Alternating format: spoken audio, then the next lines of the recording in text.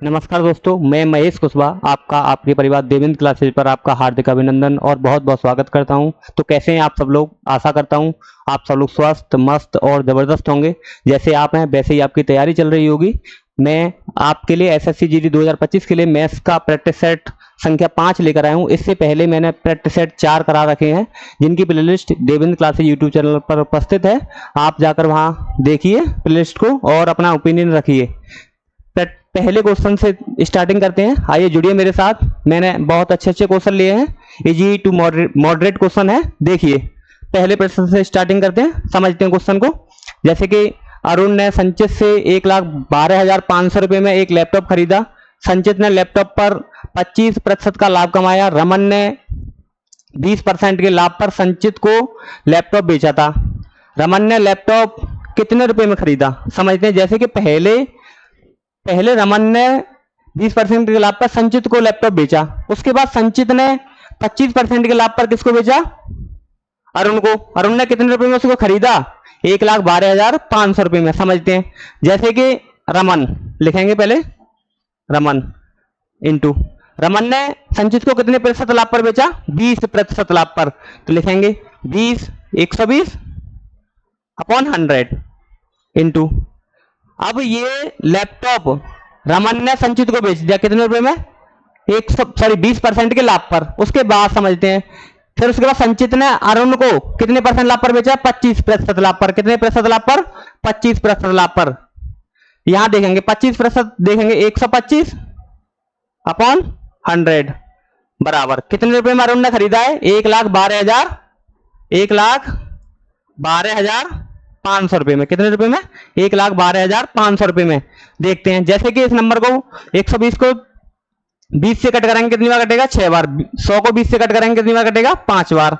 उसके बाद 125 को 25 से काटेंगे कितनी बार? 5 बार। और 100 को 25 से काटेंगे 4 बार। कितनी बार? 4 बार। देखते हैं। जैसे कि आर फॉर रमन 6/5 इंटू 5/4 बराबर 1,12,500। इस इक्वेशन को सॉल्व करेंगे। देखते हैं। जैसे कि 5 से 5 को कट कर लेंगे, उसके बाद 6 को 2 से काटेंगे कितनी बार? 3 बार। और उसके बाद 4 को 2 से 2 बार। यहां देखेंगे ये लिखा होगा r इंटू 3/2 बराबर कितना है? 1,12,500। कितना? 1,12,500। देखते हैं। इसका मतलब ये 3 से कितनी बार कटेगा ये नंबर? देखते हैं। पहले 3 त्रिका 9, बचे नंबर कितने? 2। तो यहां हो जाएगा 22, 7 तिया 21, बचेंगे कितने? 1। ये बन जाएगा 15। कितना हो जाएगा? 3 से कितनी बार कटता है? 15 5 बार। तो यहां लिखेंगे 00 से 00। यहां हो जाएगा 37,500। तो 2 का गुणा कर देंगे 37,500 में, तो r बराबर निकलेगा कितना? निकलेगा r बराबर 2 इंटू 37,500 डबल कर देंगे। 2 का मल्टीप्लाई करेंगे 2 0 से 2 0 लिखेंगे। 5 गुणा 2 10 हासिल 1। 37 दूनी 74 और 1 75। कितना? 75। तो कितना बन जाएगा? रमन ने वो लैपटॉप कितने रुपए में खरीदा होगा? 75,000 रुपए में। कितने रुपए में? 75,000 रुपए में। रमन ने वो लैपटॉप कितने में खरीदा? 75,000 रुपए में। क्वेश्चन को समझ पाए होंगे। ऐसे ही नेक्स्ट क्वेश्चन समझेंगे। देखते हैं। यदि एक दुकानदार 80 रुपए प्रति किलोग्राम और 95 रुपए प्रति किलोग्राम की 2 प्रकार की दालों को 2:3 के अनुपात में मिलाता है, तो मिश्रण का औसत मूल्य क्या होगा? समझते हैं। जैसे कि एक दुकानदार है, उसके पास 2 प्रकार की दालें हैं। एक दाल की कीमत है 80 रुपए प्रति किलोग्राम और दूसरी दाल की कीमत है 95 रुपए प्रति किलोग्राम। दोनों दालों को वो 2:3 के अनुपात में मिलाना चाहता है। उसके बाद उसका औसत मूल्य निकालने के लिए बोल रहा है। समझते हैं। आप देखते हैं। जैसे कि पहली दाल का मूल्य 80 रुपए प्रति किलोग्राम, दूसरी दाल का मूल्य 95 रुपए प्रति किलोग्राम। इनको किस रेशियो मिलाने के लिए बोल रहा है? 2:3 के में। अगर 80 रुपए प्रति किलोग्राम की दाल आपके पास 2 केजी है, तो कितने रुपए की बन जाएगी वो? 160 रुपए की। अगर 95 रुपए की 3 किलो दाल है तो कितने रुपए की बन जाएगी? 5 गुणा 3 15 और 9 गुणा 3 27 और 1 28, 285 रुपए की। अब इन दोनों दालों का टोटल मूल्य कितना रहा होगा? 285 और 160 टोटल करेंगे 0 और 5 5 6 और 8 14 हासिल 1 3 2 और 1 3 और 1 4 445। टोटल कितने केजी दाल थी आपके पास? 80 रुपए किलो वाली 2 किलो और 95 रुपए प्रति किलोग्राम वाली 3 किलो दाल थी। तो कितनी किलो दाल बनी आपके पास? Total 5 KG. कितनी? 5 केजी। तो 5 केजी का भाग दे देंगे, समझेंगे। जैसे कि अगर किसी नंबर में आपको 5 का भाग देना है, कितने का भाग देना है? 5 का, तो उस नंबर का डबल कर देंगे। कितना क्या कर देंगे? डबल। उसमें से पीछे से 10 का भाग दे देंगे। कितने का? 10 का। जैसे कि यहां 445 है, 445 का डबल कितना होगा? 445 का डबल कितना होगा? 890। 890 में 10 का भाग दे देंगे। जैसे कि अगर ऐसा नहीं करते हैं आप, तो कैसे करेंगे? 44 में 5 का भाग देंगे, कितनी बार जाएगा? 8 बार। 8 5 40, तो 8 बार। उसके बाद कितना बचा? 4 ही बचा, तो नंबर बना 45। 45 में अगर 5 का भाग दिया जाएगा तो कितनी बार जाएगा? 9 बार। कितना हो जाएगा? 89 रुपए। कितने रुपए? उस दाल का उस मिश्रण का औसत मूल्य कितना रहा होगा? 89 रुपए प्रति किलोग्राम। कितना? 89 रुपए प्रति किलोग्राम। कितने रुपए? 89 रुपए प्रति किलोग्राम। ऐसे सेकंड क्वेश्चन को समझेंगे। एक साधारण वृद्धि दर के तहत एक शहर की जनसंख्या 10 वर्ष में पी की कितने गुनी हो जाती है? 1.5 गुना हो जाती है।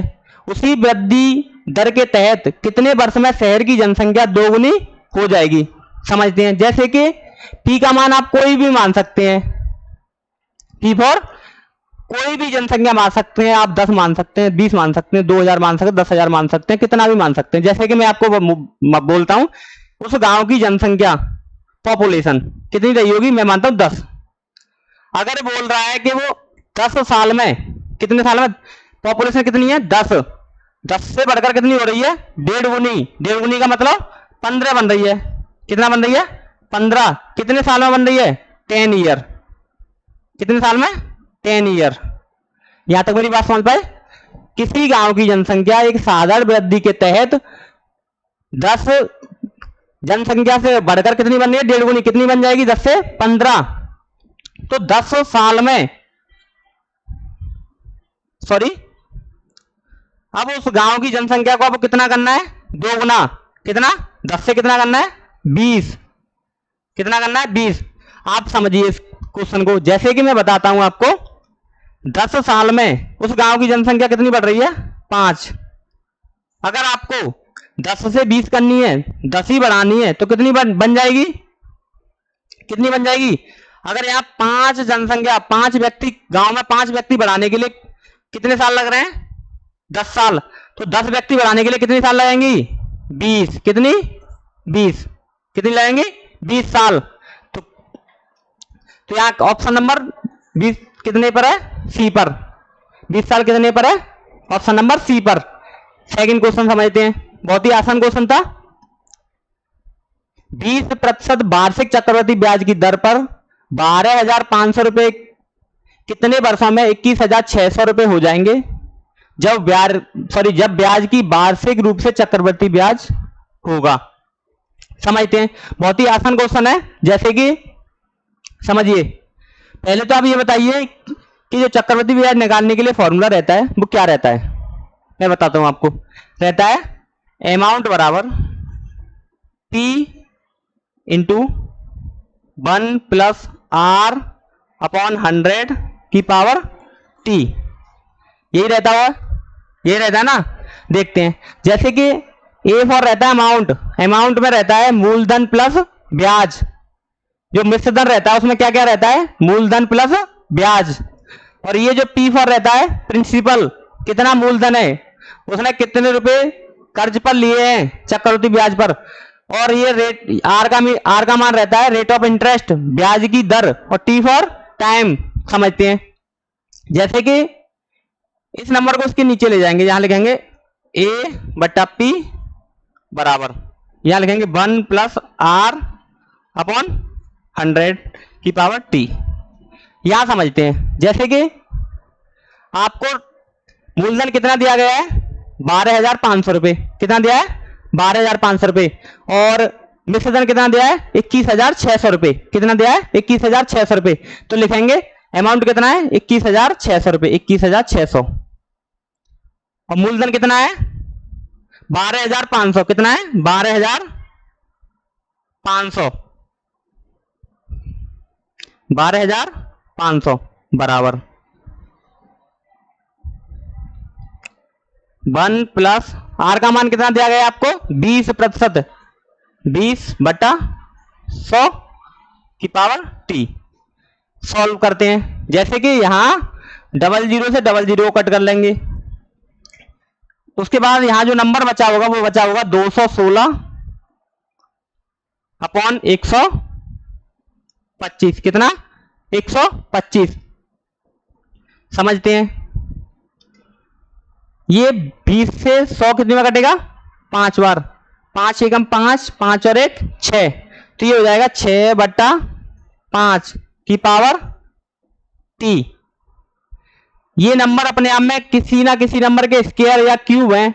देखते हैं, जैसे कि 216 कितने का क्यूब रहता है, कितने का रहता है, 6 का। और ये 125 5 का। देखते हैं, जैसे कि 6 बट्टा 5, यहां लिखेंगे पावर कितनी है, 3 बराबर 6 बट्टा 5 की पावर कितनी है, यहाँ टी। अगर बेस समान है, 6 बट्टा 5 यहां बेस है, 6 बट्टा 5 यहां बेस है, तो जो घात होती है उनकी तुलना आपस में कर दी जाती है। तो टी का मान कितना निकलेगा, यहां कितना निकलेगा, 3 ईयर। कितना, 3 ईयर। तो 20% वार्षिक चक्रवृद्धि ब्याज की दर से 12,500 रुपए को 12,500 रुपए कितने वर्षों में 21,600 रुपए हो जाएंगे, 3 साल में। कितने साल में, 3 साल में, जो कि ऑप्शन नंबर डी पर है। बहुत ही आसान क्वेश्चन है। अगर आप ऐसा ना करते हुए आप इस क्वेश्चन को दूसरे तरीके से भी कर सकते हैं, जैसे कि पहले लिखा है 12,500 रुपए, कितना लिखा है, 12,500 रुपए। उसके बाद समझते हैं, ये है 21,600 रुपए। कितना है, 21,600 रुपए। पहले देखते हैं, जैसे कि ये नंबर को 00 को 00 से कट कर लेंगे। ये नंबर क्या है, क्या बन रहे हैं, ये देखते हैं, ये 5:6 के अनुपात में बन रहे होंगे। अगर जैसे कि ये 5:6 के अनुपात में बनाने के लिए, जैसे 20% की जो फ्रैक्शनल वैल्यू है, 20% की जो फ्रैक्शन वैल्यू है वो होती है 1/5। 5 से बढ़ के रुपए कितने बनने हैं, 1 रुपए बढ़ाकर 6, मतलब 5 रुपए पर 1 की ब्याज मिलेगी, तो कितना हो जाएगा, 6। तो 5 से बढ़कर कितना हुआ, 6। जो मूलधन और मिश्रधन का अनुपात निकलेगा वो कितना निकलेगा, 5:6 के अनुपात में, 5:6 के अनुपात में निकलेगा। समझते हैं, तो ये कितनी, मतलब ये क्यूब रूट में रखना होगा। इस रेशियो में निकालने के लिए 5:6 के में 125 अनुपात 216 को किस में रखना होगा, क्यूब रूट में। समझेंगे, जैसे कि 125 अनुपात 216, यहां लिखेंगे क्यूब, यहां भी क्यूब। तो कितना लिख रहे हैं हम यहां, 3। तो कितने साल आएंगे, कितने साल में ये हो जाएगा, 12,500 रुपए की राशि 21,600 कितने साल में हो जाएगी, 3 साल में। कितने साल में, 3 साल में। आइए देखते हैं नेक्स्ट क्वेश्चन को। 14 विद्यार्थी और उनके शिक्षक की औसत आयु है, सॉरी यहां गलत प्रिंट हो गया, कितना है, सॉरी क्या है, आयु। 14 विद्यार्थी और उनके शिक्षक की औसत आयु 20 वर्ष है। यदि शिक्षक को छोड़ दिया जाए, यदि शिक्षक को छोड़ दिया जाए तो उनकी औसत आयु 1.5 वर्ष कम हो जाती है। तो शिक्षक की आयु कितनी है, समझते हैं। जैसे कि 14 विद्यार्थी और उनके शिक्षक की औसत आयु 20 वर्ष है। इसका मतलब यह है जो 14 विद्यार्थी हैं और एक शिक्षक है, उन सभी की औसत आयु कितनी है, 20 वर्ष। कितनी है, 20 वर्ष। कितनी है, 20 वर्ष। अगर शिक्षक की औसत, शिक्षक को छोड़ दिया जाए, शिक्षक को छोड़ दिया जाए तो उनकी औसत आयु में कितने वर्ष की कमी हो जाती है? 1.5 वर्ष की। कितने वर्ष की? 1.5 वर्ष का मतलब रहता है, डेढ़ का मतलब रहता है 3/2। कितना रहता है? 3/2। समझते हैं। जैसे कि जो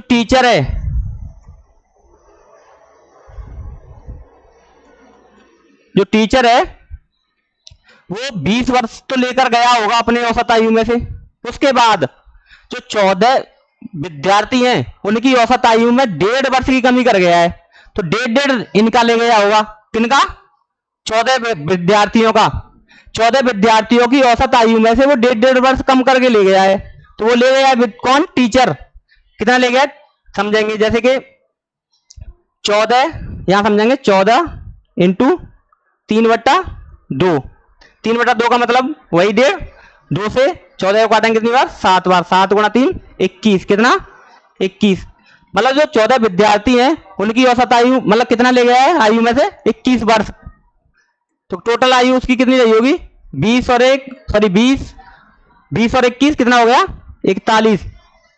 तो वो टीचर कितने वर्ष का होगा? कितने वर्ष का होगा? 41 वर्ष का। कितने वर्ष का? 41 वर्ष का। नेक्स्ट क्वेश्चन देखेंगे। एक चोर 3:30 PM पर एक कार चुराता है और उसे 80 किलोमीटर प्रति घंटे की चाल से चलाता है। यदि चोरी का पता 4 PM पर चलता है तो मालिक दूसरी कार से 90 किलोमीटर प्रति घंटे की चाल से पीछा करता है, तो वह चोर को कब पकड़ लेगा? समझते हैं क्वेश्चन को। जैसे कि 3:30 पर चोरी की चोर ने, उसके बाद पता कब चला है मालिक को? 4 PM पर। कितने पर? 4 PM पर। इसका मतलब यह है कि आधे घंटे बाद उसको 30 मिनट बाद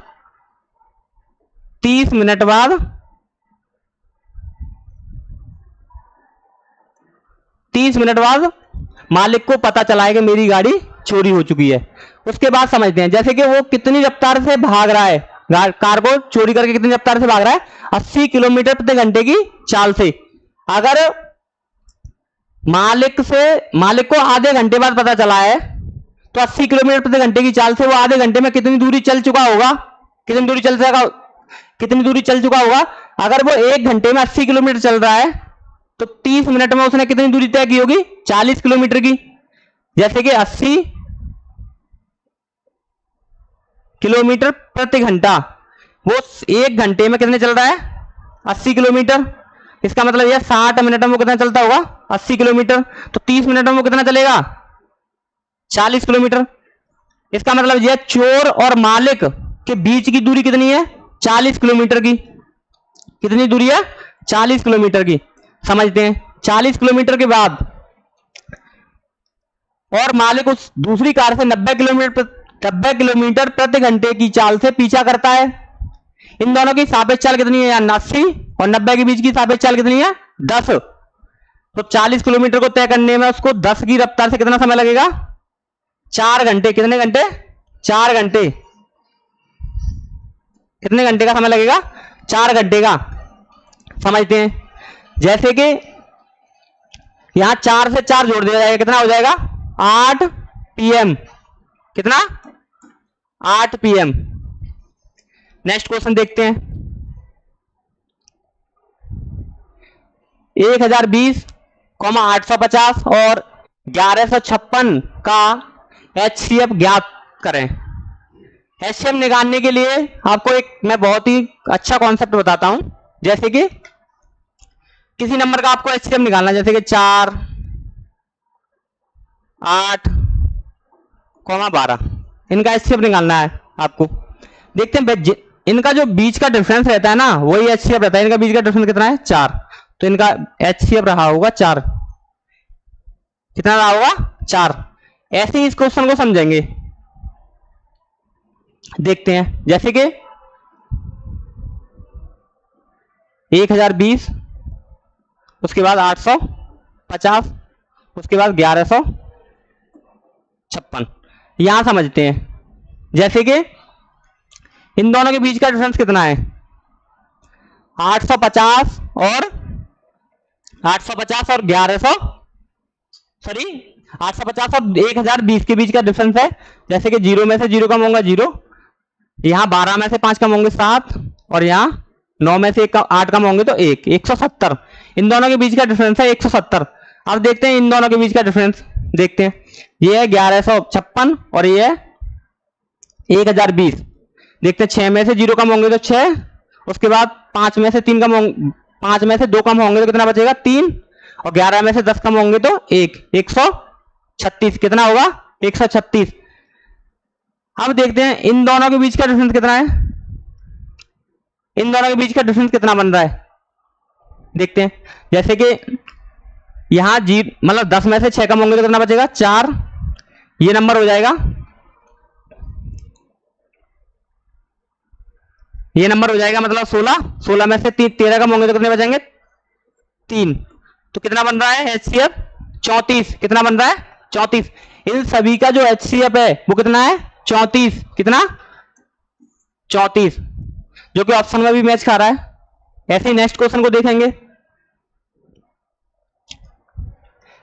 35 और 42 के एलसीएम और एलसीएम को 32 और 40 के HCF से भाग करें। समझते हैं। जैसे कि 35 कौन 42, इन इसका क्या निकालना है आपको, इसका निकालना है आपको HCF, सॉरी LCM। क्या निकालना है LCM। उसके बाद जो इनका LCM निकले इसको किससे भाग करना है 32 और 40 के HCF से, किससे HCF से। इनका निकालना है आपको LCM, लीस्ट कॉमन मल्टीपल, इसका निकालना है हाईएस्ट कॉमन फैक्टर। तो HCM निकालने के लिए मैंने अभी आपको बताया इन दोनों का डिफरेंस देखेंगे कितना बन रहा है 8। तो 8 से इसमें भाग जा रहा है या नहीं जा रहा, जा रहा है, तो ये बनेगा इसका HCF का क्या रहा होगा 8। यहां देखेंगे LCM निकालने के लिए पहले देखेंगे इन दोनों में कॉमन नंबर क्या है, कॉमन नंबर है 7, तो 7 लिखेंगे पहले। कितनी बार कट रहा है ये नंबर 5 बार और ये नंबर 6 बार। तो 35 और 42 का जो LCM रहा होगा 7 गुणा 5 गुणा 6 रहा होगा। उसके बाद HCF कितना रहा है 32 और 40 का 8, कितना रहा है 8, 8 का भाग दे देंगे। अब देखेंगे 2 से इस नंबर को काटेंगे 3 बार, 2 से इस नंबर को काटेंगे 4 बार। कितनी बार 4 बार। 5 गुणा कितना हो जाएगा 5 गुणा 3 15, 15 सत्ते 105, तो यहां लिखेंगे 105 बटा 4। देखते हैं 26 चौका 104, तो यहां लिखेंगे 26, कितना बचा 1 में 4 का भाग देंगे कितनी बार जाएगा 25 बार। तो 26.25, 26.25 जो कि ऑप्शन नंबर डी पर है 26.250। ठीक है ना, क्वेश्चन को समझ पाए होंगे। एक मेज के क्रय मूल्य का अंकित मूल्य से अनुपात 3:4 है।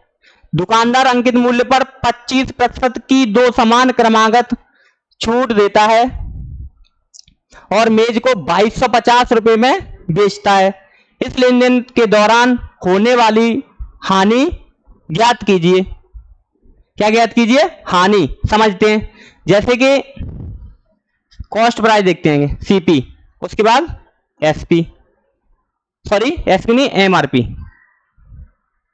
अंकित मूल्य के लिए बोल रहा है, क्रय मूल्य का अंकित मूल्य से अनुपात, तो एमपी एमआरपी बोल सकते हैं। कितना रहा है 3:4, एक्स और लिख देते हैं। देखते हैं दुकानदार अंकित मूल्य पर कितने परसेंट छूट दे रहा है 25% की 2। जो 25% की जो फ्रैक्शन वैल्यू रहती है वो कितनी रहती है 1/4।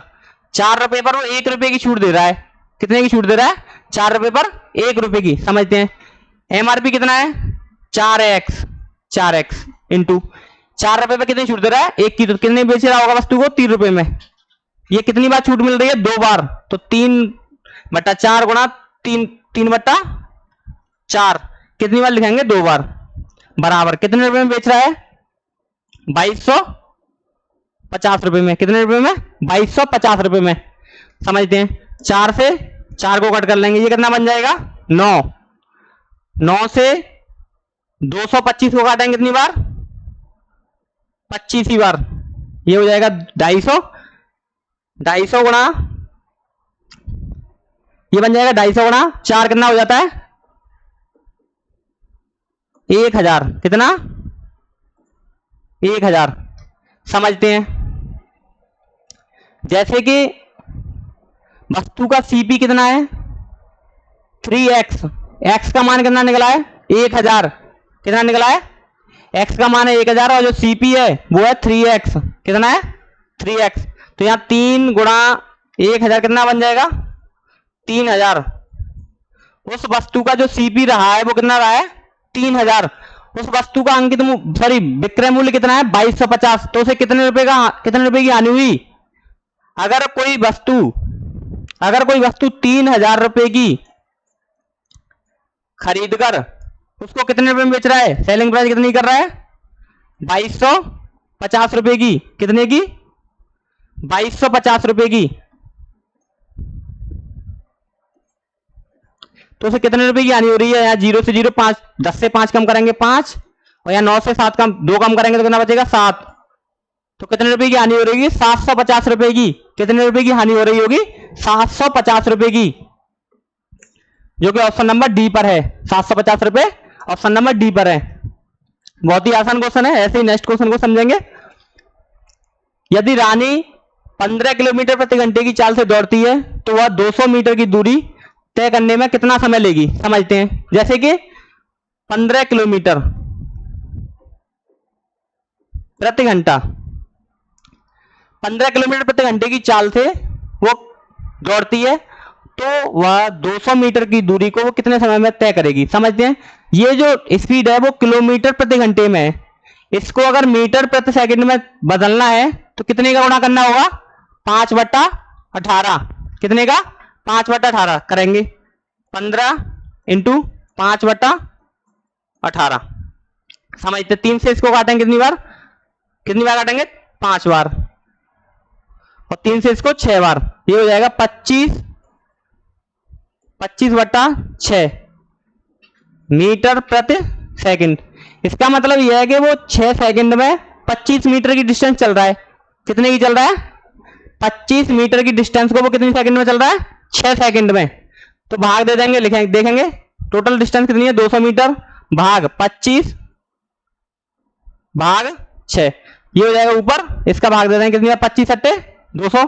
8 गुणा 6 कितना बन जाएगा 8 गुणा 6 48। कितना बन जाएगा 48 सेकंड का समय लगेगा उसे। किसका लगेगा कितना लगेगा 48 सेकंड का। 15 किलोमीटर प्रति घंटे की चाल से 200 मीटर को तय करने में उसे कितना समय लगेगा 48 सेकंड का। ऐसे ही नेक्स्ट क्वेश्चन देखेंगे। अमन 15 किलोमीटर की दूरी 3 घंटे में और 20 किलोमीटर की दूरी 2 घंटे में तय करता है। तो अमन की औसत चाल ज्ञात कीजिए। औसत चाल निकालने के लिए कुल दूरी बटा कुल समय। औसत चाल के लिए कुल दूरी बटा कुल समय। दूरी कितनी है 15 + 20। पहले वो 15 किलोमीटर चल रहा है, उसके बाद वो कितना चल रहा है 20 किलोमीटर। टाइम देखेंगे। टाइम कितना है पहले 3 घंटे, उसके बाद 2 घंटे। टाइम कितना हो गया 3 और 2 5। ये हो जाएगा कितना 35। ये हो जाएगा 5। अगर 35 में अगर 5 का भाग देंगे तो कितनी बार जाएगा 7। तो 7 किलोमीटर प्रति घंटा उसकी एवरेज स्पीड निकली होगी। 7 किलोमीटर प्रति घंटा उसकी एवरेज स्पीड निकली होगी। समझ पाए। ऐसे ही नेक्स्ट क्वेश्चन देखेंगे। बहुत ही आसान क्वेश्चन था। अगला क्वेश्चन देखते हैं। एक पुस्तकालय में गणित की पुस्तकों की संख्या का 25%, भौतिकी की पुस्तकों की संख्या के 2/3 के बराबर है। पुस्तकालय में गणित की पुस्तकों की संख्या और भौतिकी की पुस्तकों की संख्या का अनुपात क्या है। समझते हैं। बहुत ही बेसिक क्वेश्चन है, इजी। जितना इस क्वेश्चन की जितनी बड़ी लैंग्वेज दिख रही है ना आपको, जितनी बड़ी लैंग्वेज दिख रही है उतना ही छोटा ये क्वेश्चन है। समझते हैं। जैसे कि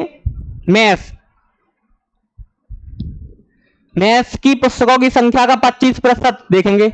मैथ्स का 25% निकालेंगे। 25% परसेंट चिन्ह उठाएंगे 100 बराबर। फिजिक्स भौतिकी की पुस्तकों की संख्या के 2/3, तो फिजिक्स का कितना है 2/3, 25 से नंबर कितनी बार कटेगा 4 बार, 25 चौका 100 होता है। तो मैथ अपॉन फिजिक्स कितना निकलेगा 4 गुणा 2 कितना हो जाएगा 8/3। तो ये रेशियो कितना निकलेगा 8:3, जो कि ऑप्शन नंबर सी पर है। किस पर है ऑप्शन नंबर सी पर। ऐसे नेक्स्ट क्वेश्चन को देखेंगे। एक बल्ला 750 रुपए में खरीदा जाता है और 8% की हानि पर बेचा जाता है। इसका विक्रय मूल्य ज्ञात कीजिए। देखिए आप पहले तो आपको यह समझना है कि कितने प्रतिशत की हानि पर बेचा जा रहा है 8% की। समझते हैं जैसे कि जो 8% की हानि है, जैसे कि 750 रुपए पर 8% की हानि कितना निकलेगा 92/100। अब देखेंगे इस नंबर को 25 से काटेंगे कितनी बार 4 बार, 25 से इस नंबर को 30 बार, कितनी बार 30 बार। देखेंगे 4 से इस नंबर को काटेंगे 23 चौका 92, कितना 23 चौका 92, 23 तिया 69 कितना हो जाएगा 23 तिया 69 कितना 690। उस वस्तु को 8% की हानि पर बेचा जाएगा तो कितने रुपए में बेचा जाएगा 690 रुपए में। कितने में 690 रुपए में, जो कि ऑप्शन नंबर बी पर है। ये रहा आपका अगला क्वेश्चन। 9 और 25 के बीच मध्य अनुपाती ज्ञात करना है। मध्य अनुपाती निकालने के लिए आपको फॉर्मूला पता ही है, क्या रहता है इसके रूट में a इंटू बी, क्या रहता है a इंटू बी। a का मान है 9 और b का मान है b का मान कितना है 25, कितना है 25। उसके बाद समझेंगे ये 9 है ना, कितने का स्क्वायर रूट रहता है 3 का, और ये 25 5 का, तो कितना हो जाएगा 3 गुणा 5 15, कितना हो जाएगा 15। तो 9 और 25 का मध्य अनुपाती कितना निकला होगा 15। नेक्स्ट क्वेश्चन देखेंगे, बहुत ही आसान क्वेश्चन था। सीएपीएफ का सबसे फेवरेट क्वेश्चन है ये। एसएससी जीडी में प्रत्येक परीक्षा में प्रत्येक शिफ्ट में पूछे जाने वाला क्वेश्चन है ये। अगले क्वेश्चन को देखते हैं। एक दुकानदार सभी कपड़ों पर 20% की छूट देता है और नगद भुगतान करने वाले ग्राहकों को 5% की अतिरिक्त छूट देता है।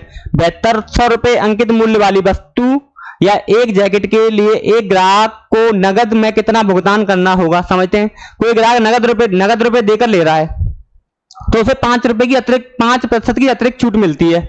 समझते हैं, जैसे कि कोई वस्तु 7200 रुपए की 7200 रुपए अंकित मूल्य वाली है, पहले तो उसे 20% की छूट मिलेगी क्योंकि 20% तो वो प्रत्येक कपड़े पर देता है, तो 20% की जो फ्रैक्शनल रहती है वो 1/5 रहती है। 5 रुपए की वस्तु 5 रुपए की कोई वस्तु रही होगी तो 1 रुपए की छूट मिलेगी, तो कितने में मिलेगी होगी, वो कितने में मिली होगी 4 रुपए में। 5 वाली वस्तु कितने में मिली होगी 4 में। उसके बाद वो 5% की छूट और दे रहा है तो कितने में बेची होगी 95/100। 5 से इस नंबर को काटेंगे 19 बार, 00 से 00, ये हो जाएगा 19 दूनी 38, 38 दूनी 76, तो लिखेंगे 72 इंटू 76 कितना हो जाएगा 72 इंटू 76 कितना हो जाएगा 72 इंटू 76। समझते हैं 72 इंटू 76, 6 गुणा 2 12 हासिल 1, 6 सते 42 और 7 दूनी 14, 42 और 14 56 और 1 57, कितना 57 5 7 7 49 और 5 54, कितना 54। तो इन दोनों का जो मल्टीपल निकला होगा वो निकला होगा 5472, कितना 5472। इनका मल्टीपल कितना निकला होगा 5472, जो कि ऑप्शन नंबर डी पर है। उसे नगद, अगर कोई ग्राहक नगद लेगा तो उसे कितने % की छूट मिलेगी 20% की, और अतिरिक्त 5% की और मिलेगी। तो इस 7200 रुपए अंकित मूल्य वाली वस्तु को अगर ऐसे लेगा तो वो कितने रुपए मिल जाएगी 5472 रुपए में। अगला क्वेश्चन देखेंगे। 13% और 19% क्रमिक छूट किस एकल छूट के बराबर है। यह क्वेश्चन सक्सेसिव डिस्काउंट का है, बहुत ही बेसिक क्वेश्चन है। अगर ऐसी परसेंटेज वैल्यू दी है तो आपको एक बेसिक फॉर्मूला रहता है x plus y plus x y upon 100। इससे कैलकुलेट करना है, इस फॉर्मूले से कैलकुलेट करना है। इनका x का मान 13 है, y का मान 19 रख देते हैं। पहले छूट कितने रुपए की मिल रही है 13% की, तो नेगेटिव रहेगी 13 उसके बाद कितना है 19। ये नेगेटिव नेगेटिव का गुणा होगा तो कितना हो जाएगा पॉजिटिव, कितना 13 इंटू 19 भाग 100। समझते हैं 13 और 19 कितना हो जाएगा माइनस के 32 प्लस, या कितना हो जाएगा या तो ऐसे कर सकते हैं 13 नम्मा 117 की 7 हासिल 11, 13 और 11 24 बट्टा 100। समझते हैं आगे, जैसे कि माइनस के 32 प्लस 2 अंक बाद पॉइंट लगा देंगे क्योंकि नीचे 100 है तो लिखेंगे 24.47, कितना 24.47। यहां देखेंगे 32 में से 24.47 कम होगा तो कितना बचेगा, 32 माइनस के 32 प्लस के 2.47, तो यहां बचेगा 29.53, कितना बचेगा 29.53। तो कितने प्रतिशत की छूट के बराबर रहा होगा 29.53% के बराबर। कितने प्रतिशत के बराबर 29.53% के बराबर। बहुत ही बेसिक क्वेश्चन है। अगला क्वेश्चन देखेंगे, एक लंब वृत्तीय शंकु के आधार की त्रिज्या 7 सेंटीमीटर है और इसका वक्र पृष्ठ क्षेत्रफल 550 सेंटीमीटर स्क्वायर है, शंकु का आयतन ज्ञात कीजिए। ये क्वेश्चन आपके लिए होमवर्क में है। किसमें होमवर्क में। इसका आंसर आपको कमेंट बॉक्स में देना है। अगर मेरी क्लास आपको पसंद आई हो तो हमारे चैनल को लाइक शेयर एंड सब्सक्राइब करें। बहुत बहुत धन्यवाद मुझसे जुड़ने के लिए। मेरी playlist Devendra classes YouTube channel पर डली हुई है, आप जाकर उस वीडियो को देखिए, प्लेलिस्ट को समझिए। धन्यवाद। राधे राधे।